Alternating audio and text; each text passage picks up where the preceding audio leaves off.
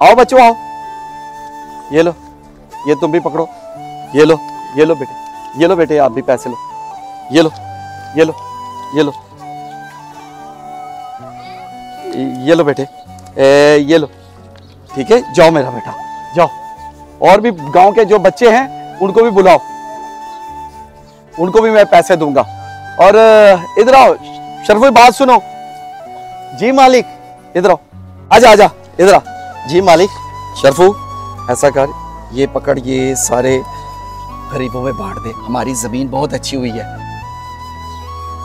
और अच्छा मुनाफा हुआ है, तो मैं चाहता हूँ ये जो सदका ज़कात है ना, ये सब गरीबों में, हमसायों में जो जो गरीब है वहां तक जाना चाहिए, और तुम खुद अपनी मर्जी से उनको पूरे गांव को बांट दो। ठीक है मालिक, ये सारे पैसे, जी ये सारे पैसे बांट दो।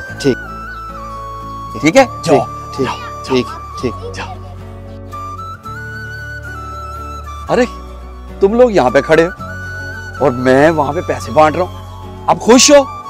गरीबों में उसी तरह बराबर का हिस्सा बांटा है, खुश हो ना? तुम्हारे कहने पे ये कर दिया मैंने, जमीन बहुत अच्छी हुई है, इसलिए मैंने कहा चलो मेरे बच्चे कह रहे हैं तो ये बात मान लेते। क्या बाबा आप खुश हैं? हाँ बेटा मैं खुश हूँ, क्योंकि हमारी जमीन फसल उसने बड़ा मुनाफा दिया है, मैं क्यों ना खुश हूँ। और रही बात गरीबों में पैसे बांट रहेगी, इससे बड़ी बात खुशी की क्या हो सकती है कि मैं, मेरे बाबा और आगे मेरी ये आने वाली नस्ल, ये भी इसी पे गामजन हो गई है, इसी पैरोकार पे चल रही है कि गरीबों में जो मुनाफा हो जाए तो पैसे बांटते हैं, और हर कोई गरीब रिश्तेदार भी है उनके अंदर भी पैसे बांटते हैं, तो मैं खुश हूँ। हाँ बाबा, अपने दिल से एक और बार पूछें कि आप खुश हैं?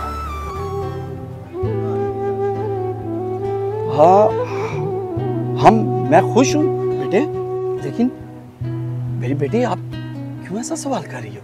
बाबा आप पूरे गांव की, सबकी फिक्र करते हैं, लेकिन कभी आपने अपने भाई के बारे में सोचा? जब से आपने उनको घर से निकाला है, आपने एक बार भी उनकी बात नहीं की, कभी भी नहीं सोचा उनके बारे में।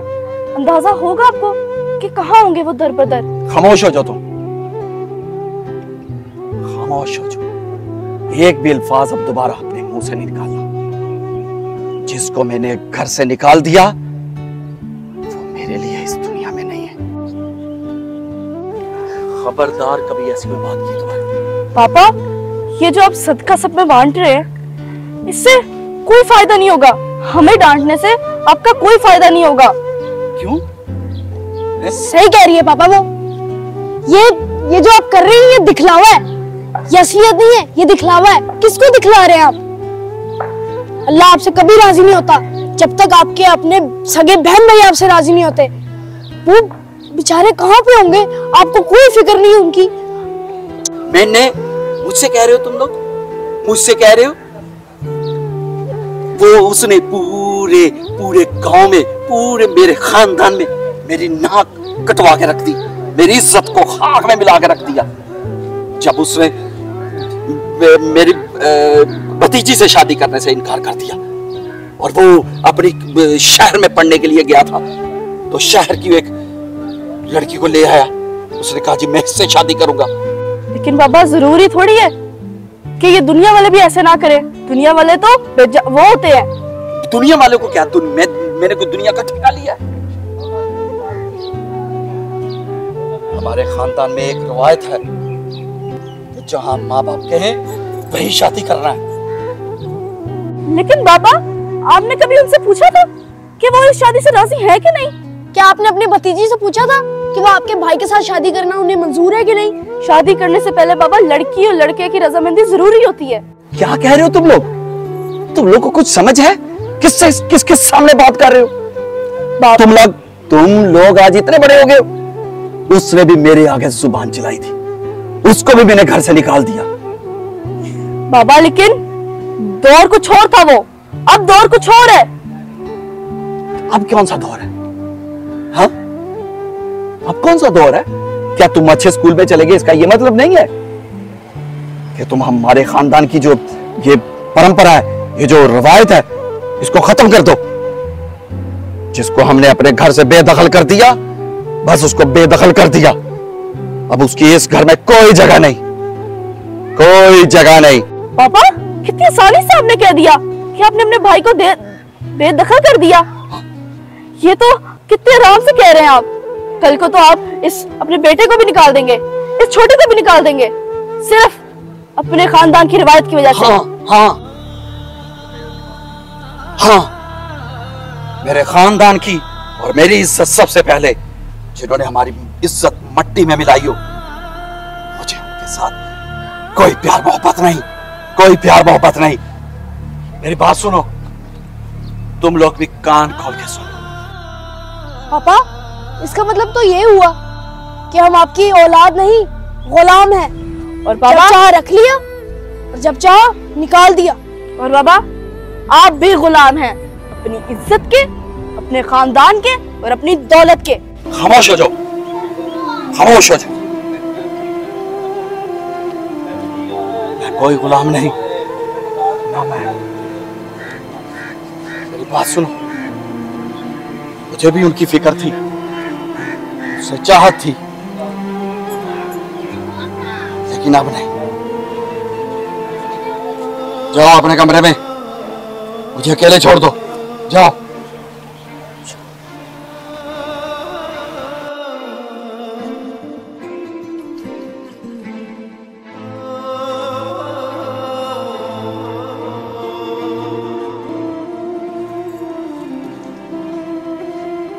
अरे जमजम, अब तुम किधर रुक गई हो? चलो। आप दोनों जब बाबा के सामने बोल रहे थे ना, इसका मतलब ये नहीं कि मेरे मुंह में जबान नहीं थी, मैं किसी वजह से चुप हुई थी।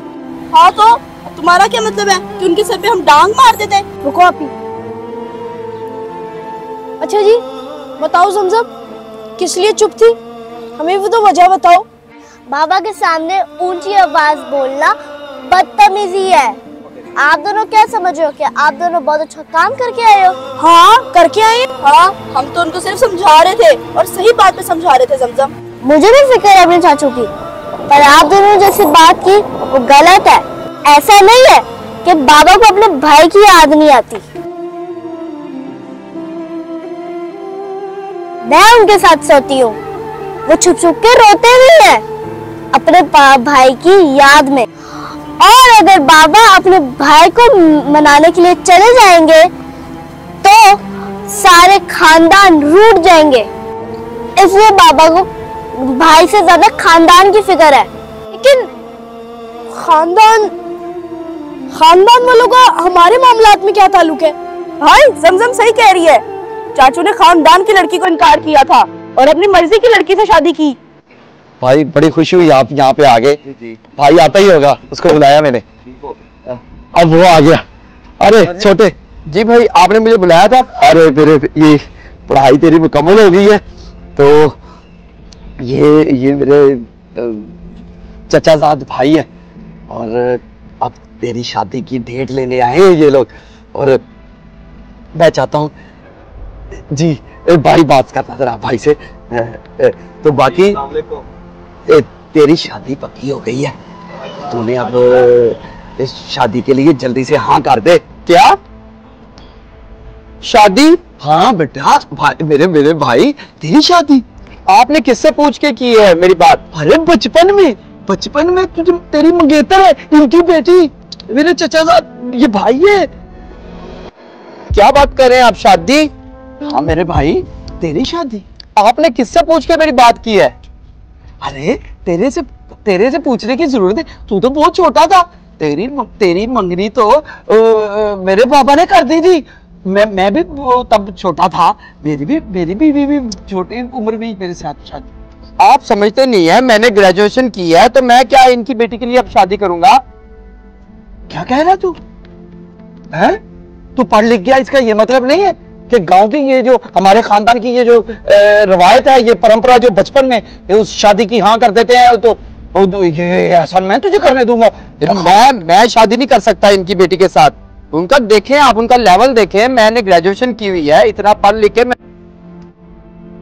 भाई मेरी बात सुने, आपको जो करना करें, मुझे नहीं शादी वादी करनी, मैंने आपको पहले बता दिया है।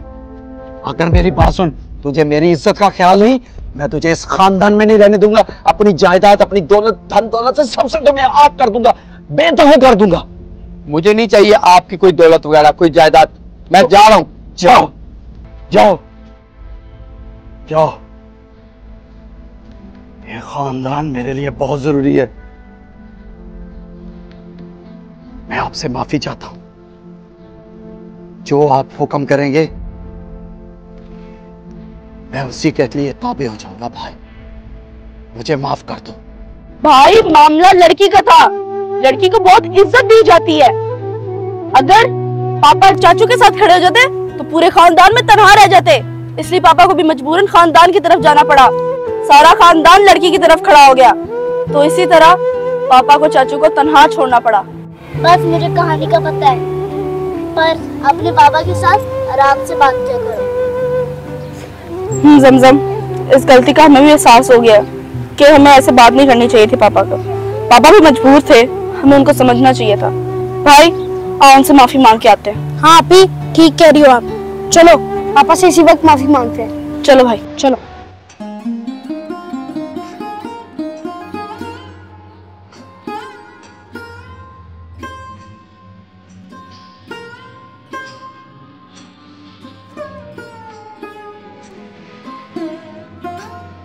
बाबा, भाई के बारे में सोच रहे हैं ना?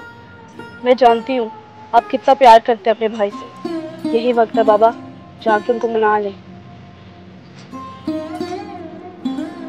लेकिन बेटा। बस पापा, अब कुछ मत बोले। अच्छा।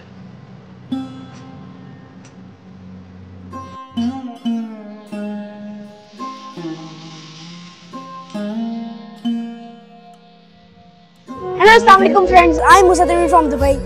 तो फ्रेंड्स, कैसी लगी आपको आज की हमारी वीडियो? होप्स हो कि आपको बहुत अच्छी लगी होगी ये वीडियो। तो अगर अच्छी लगी तो लाइक शेयर सब्सक्राइब कर दें। और इस वीडियो में हमने आपको ये बताया है कि कभी भी किसी के खिलाफ ना होना, अपने बहन भाइयों और अपनों के साथ हमेशा खड़े रहना। जैसे आपने आज की वीडियो में देखा कि हमारे पापा दुनिया में पैसे बांट रहे थे, दुनिया को राजी कर रहे थे, तो आपने दुनिया को नहीं, अपने अल्लाह को राजी करना है। बाकी मैं मिलूंगा आपसे आने वाली वीडियोस में, ऐसे ही देखते रहें। Thank you so much, love you all, bye bye.